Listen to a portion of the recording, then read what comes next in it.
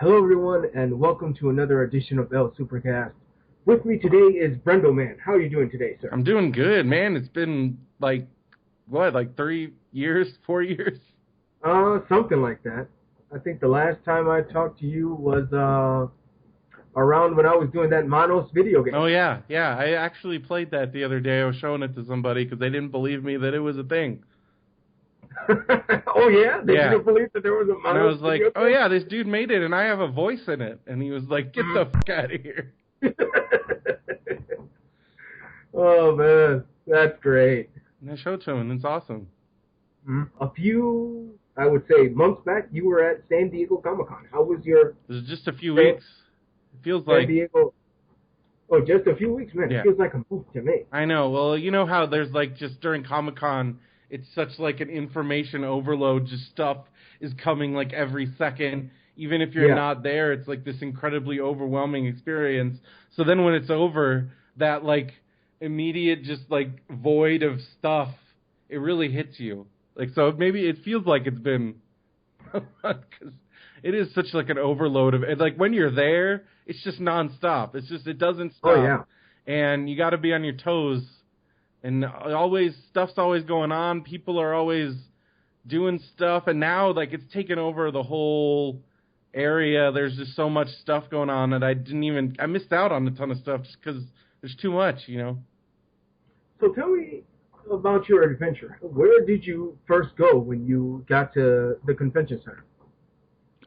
Well, like now that I am back from, because like when I lived in San Diego for 2 years, it was a totally different experience. I would just drive in, and then I'd spend like an hour trying to find a place to park, which is horrible.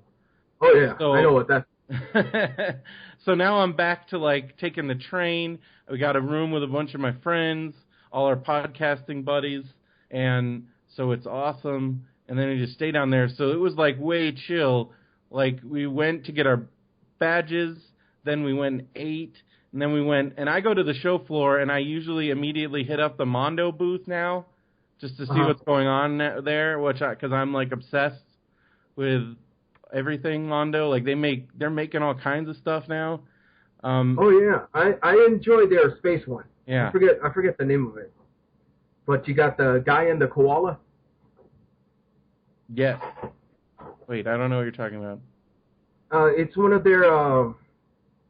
At least I think it's Mondo. They do the cartoons, right, on YouTube? Oh, no. They do posters. And then I'm thinking about another Mondo. And, vinyl and collectible, but I think I know what you're talking about. What you're talking about? I've seen that show you're talking about. I don't know. Again, there's so much stuff. But I'm like, I'm obsessed with like these records and these posters that come out with, and they always do exclusive San Diego stuff for Comic-Con. And this year, oh yeah, they had San Diego exclusive. Oh yeah, I remember those. It's always insane. Last year they did these Batman animated series, like die cut records, and they had one for each character. So they had like the Joker, and like they had like a Man-Bat one. It was awesome. This year they didn't really have anything that like, because they're expensive and you got to wait in line for at least like 2 hours. And so nothing of that sort really got me, except they did have an Aliens soundtrack double vinyl that I wanted, which I never got because it was sold out at the show. I mean, and because James Horner just passed, so it felt like a real, like I'm like I need to get that because his Alien score is like one of the best scores ever. The fact like that last song, like during the Mother Alien fight, like they still use that in like every action movie trailer you'll ever watch. But anyway, so this year though they're coming out with actual like new Mad Balls, like those mutant ball things from like the 80s. Like they were Oh yeah, I remember those. They're one of my favorite toys. So they got re-released like a few years ago, but Mondo's gonna actually make like new ones. And they also told me they were going to try and get licenses. So you have like a Freddy Krueger Mad Ball and like stuff like that. And they look awesome, but they had some pins and like a nice lanyard. So I did buy those. And now I'm collecting Mondo pins, which is a whole other new thing to spend all my money on. Cause I got like all kinds of sweet pins. And then, I don't know. Preview night is always fun because it's like you're not in a huge rush kind of like to do other stuff. The calm before the storm. Yeah. Although it's gotten real crowded, like it's because it's still like they to the point where you like a lot like you're not even guaranteed a preview night badge now if you get a 4-day badge. Oh really? Because like they sell out of preview nights, like they only have a certain amount of them. It's pretty crazy, and so it's just super crowded in there. But normally, like I'm always going around to panels or I got to meet somebody or do something. So preview night, I kind of get a chance to scope out the floor a little bit, and there is people are always saying like, oh, there's no comics and it's not about comics. It's still like I would say like 60-70% comics. It's a huge percentage of comics on the floor. There's all kinds of cool comic shit. I bought a bunch of comics this year. And, so it's interesting because you got to be able to move with the people and work your way around the traffic when you go into the comic section. Yeah. Because it's like it's all crowded. You just gotta. If you're used to big cities like L.A. and New York, you do just fine. But if you're not, then you're running into trouble. It's easy to get. I understand, like some people, like because it gets crazy town, especially on the exhibit floor when you're dealing with like I stayed away from the Funko booth because things like it got real crazy over there for those people love those Funko Pop toys, and like it was just a mass of people. Like all the toy exclusives are it's just crazy town. Oh yeah. And that's usually where I see all the people freaking out because, it's that I don't even, that is a game I do not play. So, I just have fun looking at all the cool stuff. It's cool. I love going to the booths that have like all the old comics because I'm like, this is why this exists. This is why this great convention of ours is here because of these books, because people are obsessed. People were obsessed with these books, and this is why this all exists. It's pretty cool. And sometimes if you're real nice, the dudes will like let you hold something, and like I'm holding like $100,000 comic book. It's encased in lucite, but it's cool. So I don't know, it's fun. And then this year it was the second time we got invited to do our webcomics panel. Okay. So I got to do a panel, and it was awesome.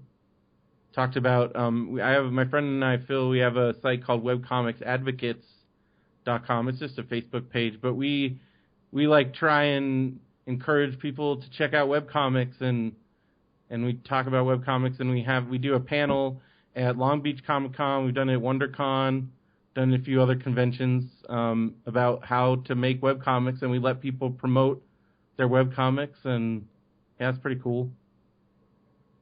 Yeah, one day when I get around to it, I'll make a webcomic of my own. You should do it. Anybody can do it. And somehow I'll put Manos into it somehow. Be awesome.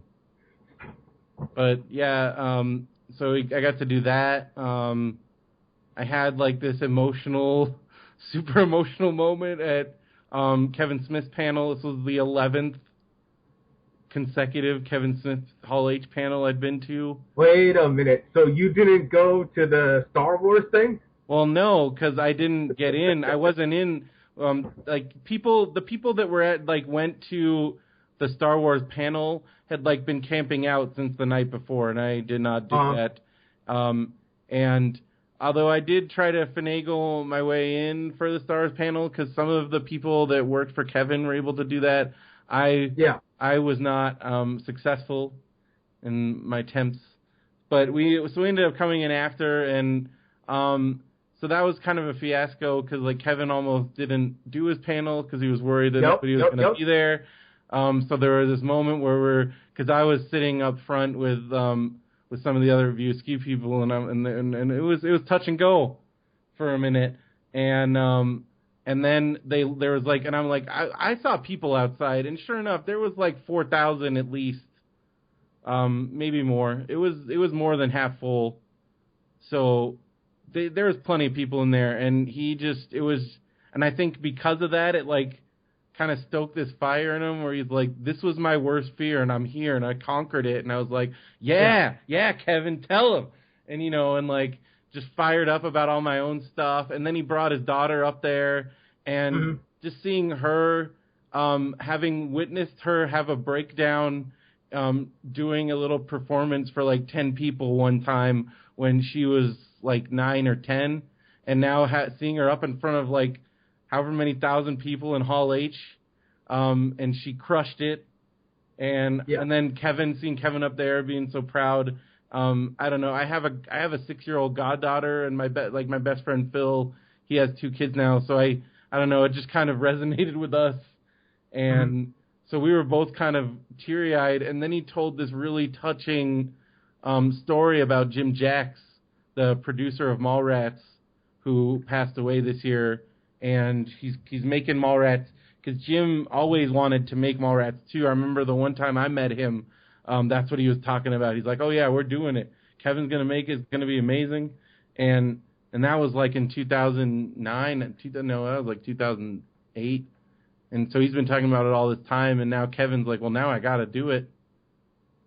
So that's happening. I got to see the Yoga Hoser trailer. It was great.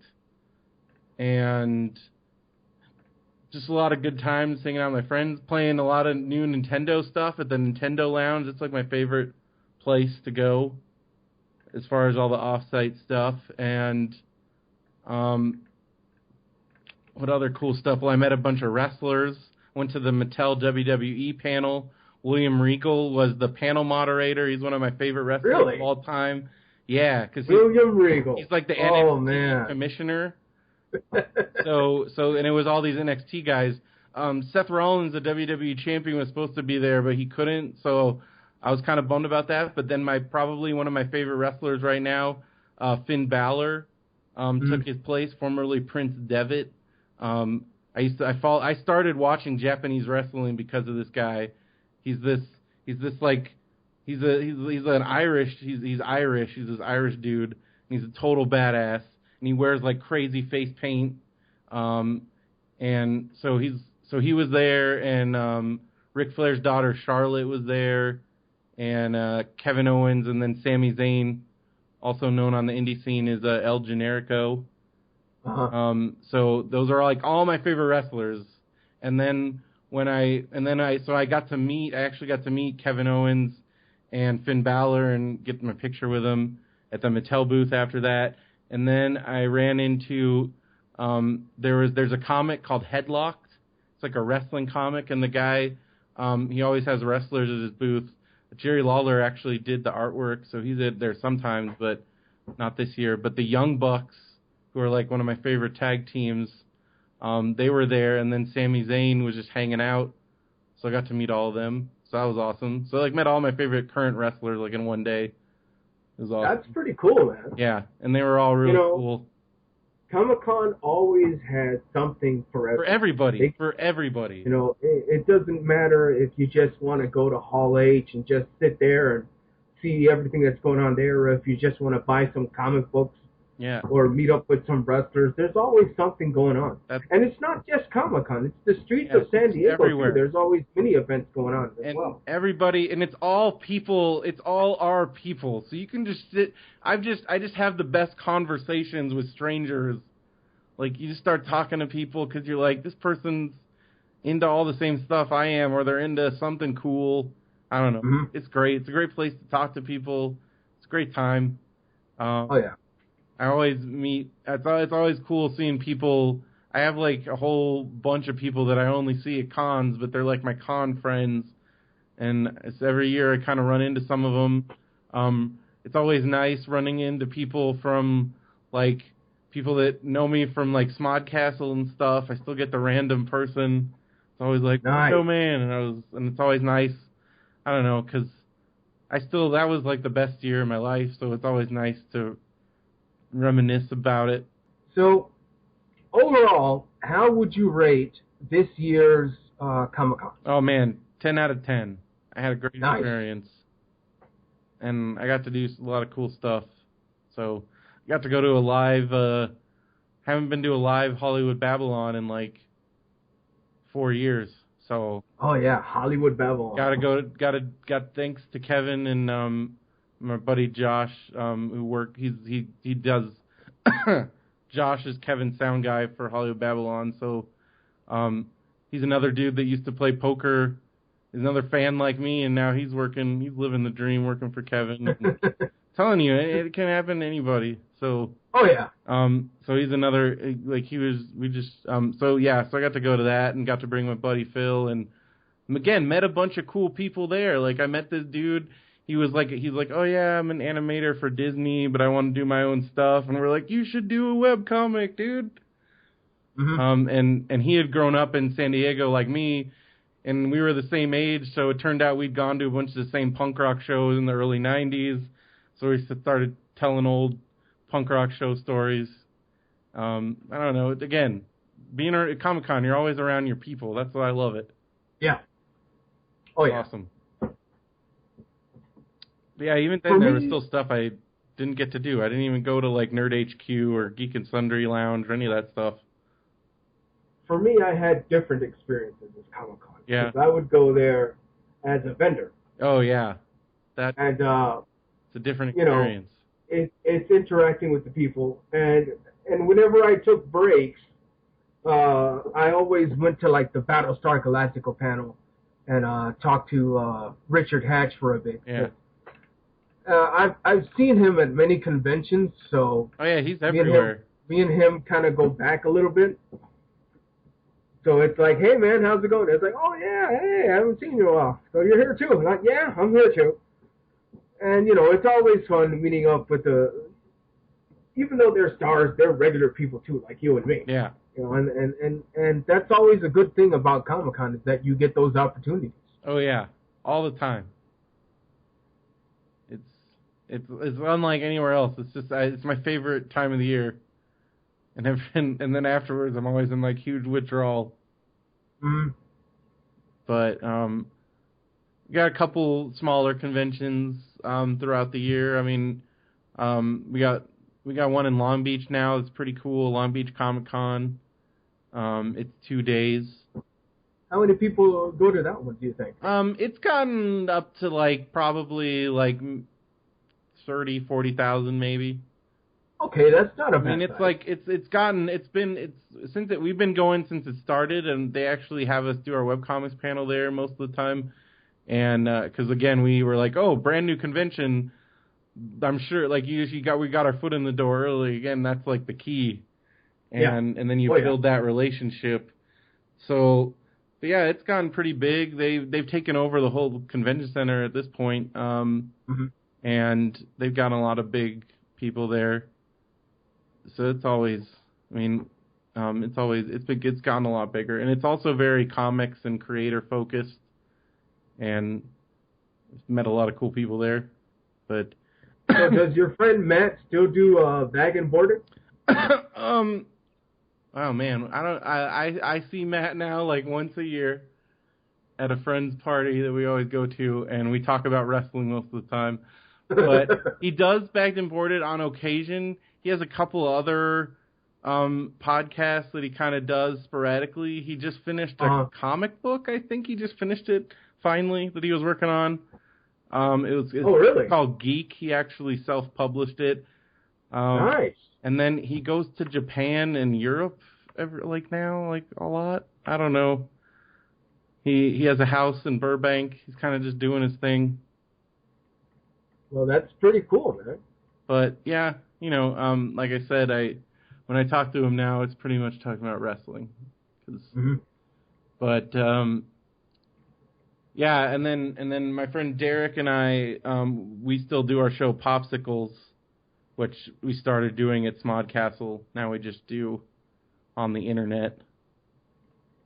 But still plugging away. And then I got Radio Brendo Man, which is my other podcast that I've been doing on and off since I was living in China in 2004. Radio Brendo Man. Yeah. I listened to some of your recent one. It was pretty cool. Yeah, now it's me and my buddy Phil, who lives here in Ukaipa with me, so he comes over to my house every Friday. It's a long-form podcast. Some of them are in the 4-hour range. But oh man, yeah, that's crazy. We talk a lot. Our post Comic-Con one was like 4 hours because we just talked about Comic-Con like day by day. But normally, I mean, everyone like we talk a lot. And, but yeah, I still do the podcast, still doing our webcomic, Brax the Alien Rocker.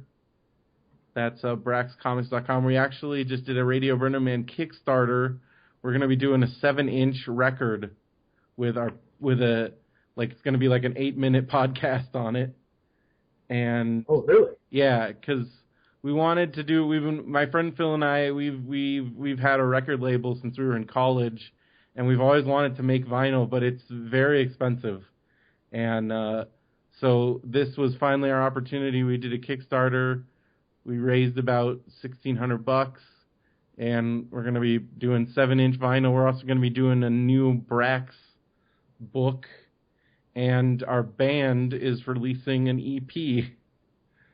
Nice. Yeah, and we actually just found this place that makes tapes, so we might be making a Brendo Man All-Stars tape also. Brendo Man All-Stars is my band. It's like an electronic experimental thing. Like I said, I do a lot of stuff.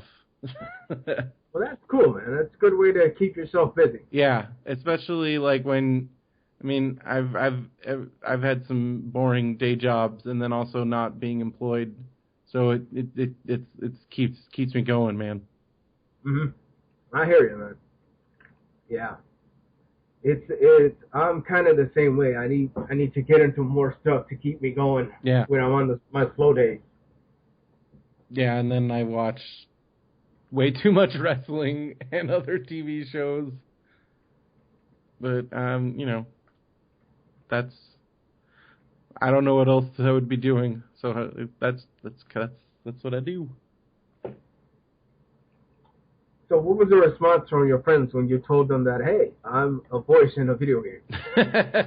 Well, a lot of them, they knew I was doing a lot of different, that I had been doing some stuff on your podcast, and then I told them about this Monos. Like, my friend Phil is a huge Monos fan, so I was like, well, I gotta see this, and at first he didn't believe me, and then I showed it to him, and then when he heard my voice, he kind of was like, "This is nuts." But it's fun showing it to people because just all the cool little movie in references and in jokes and oh yeah, all the sound effects and stuff. It turned out really well, I thought. Oh yeah, that was a labor of love for me. I worked on it for about 4 months, and I went to PAX East with it, and it was a blast. That's awesome, man. I always want to go to a PAX convention. My friend goes to the main one every year. He loves it. He doesn't even go to Comic-Con anymore, really. Mm-hmm. Well, the thing I always hate about PAX is that the tickets sell out so damn fast. Yeah, like it's pretty insane. You know, it's right up there with the way San Diego sells out so quickly. Yeah. And I'm like, dang, damn it, man. If you don't have the funds at the right time, it's like, oh, well, so much for going to this convention. Yeah, it's crazy. I mean, at least now they do the other conventions, so at least you get a chance to go to something. Mm-hmm. But yeah, it's getting nuts. I mean, I always am terrified. That's like my worst nightmare, is losing my pro status at Comic-Con or not getting a panel, because like the idea of not going to Comic-Con is so horrible. Yeah. I count my lucky stars every day. I mean, that's one of the benefits of making stuff, is like you can get that pro badge. Yep. And then you don't have to worry. It's pretty nice. So again, you make things, and I don't think we've made hardly any money about our from our webcomic, but that pro badge is priceless. Oh yeah, it definitely helps when you want to see all the cool things that are going on at Comic-Con. Yeah, the idea. I tried to go, like, I remember when I was way into World of Warcraft, I tried to get a BlizzCon ticket and I didn't get it, and I was like, This is horrible. This is what it's like to get shut out from one of these. Yeah. So this is interesting Manos news that I have. Next year is the 50th anniversary of Manos Hands of Fate. Wow. 50 years of greatness. So what someone has done is that they've taken the footage and they've cleaned it up. So there's going to be a high definition version of Manos Hands of Fate coming out pretty soon. So it's getting a lot of buzz on Facebook. Mm-hmm. And I've seen some of the before and after. It's pretty interesting how bad the quality-wise was in the beginning versus cleaning it up with today's technology. It's still the same film, but you notice the difference right away. Well, I don't know if cleaning it up is a good thing, because that might make some of the shittiness of the actual movie and like the costumes. Now you can really see those costumes and all that other stuff. Yeah. But that might make a whole nother level of awesomeness on the movie. Like stuff, there might be things in there that we've never seen before. Like little, who knows? That's kind of exciting. Yeah, it's if I could find it, I'll post a link of it in the description so that the people can check it out. It's pretty hilarious. There's gonna be the unedited, untouched Grindhouse version, special commentary from the Master and Debbie. No, wow. Yes, the Master is still alive. He's very old, but he's still alive. Dude? I want to say he's up there, probably like 70s or something. Yeah. Yeah, it's pretty phenomenal. Like, some of the cast members have recently passed away, but you have the wife is still around. Obviously, Debbie is still around, and the Master is still around. Mm-hmm. And the singer who sang that song at the end, Forgetting You, she's still around. Oh, wow. So there's a few interesting Manos people still alive in the world.